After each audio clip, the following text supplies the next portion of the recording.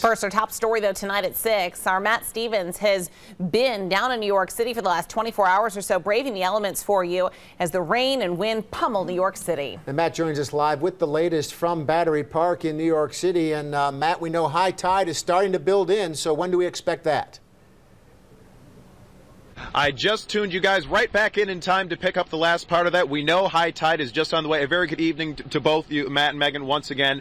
High tide is on its way. We know that at between 8:45 and 9 o'clock that high tide will occur. And this isn't just any ordinary high tide. This is astronomical high tide. Big time lunar influence on this particular high tide.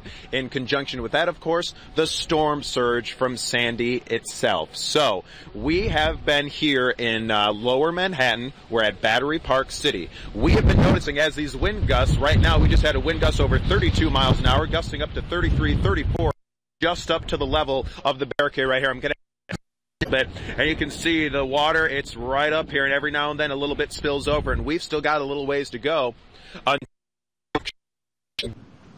to the high tide time.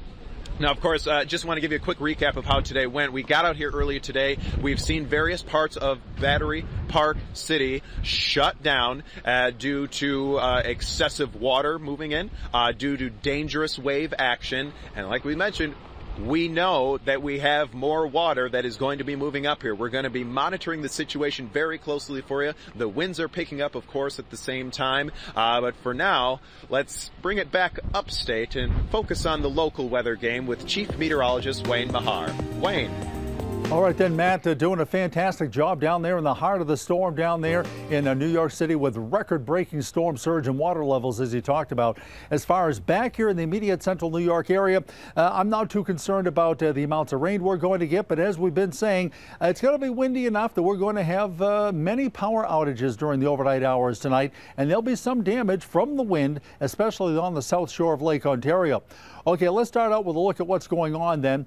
Here's a look, first of all, at live triple Doppler radar. And live triple Doppler radar does show the center of Sandy actually only now about 20 miles offshore from the southern shore of New Jersey, just near Cape May, New Jersey, moving inland, and the back edge of the rain already starting to dry up offshore.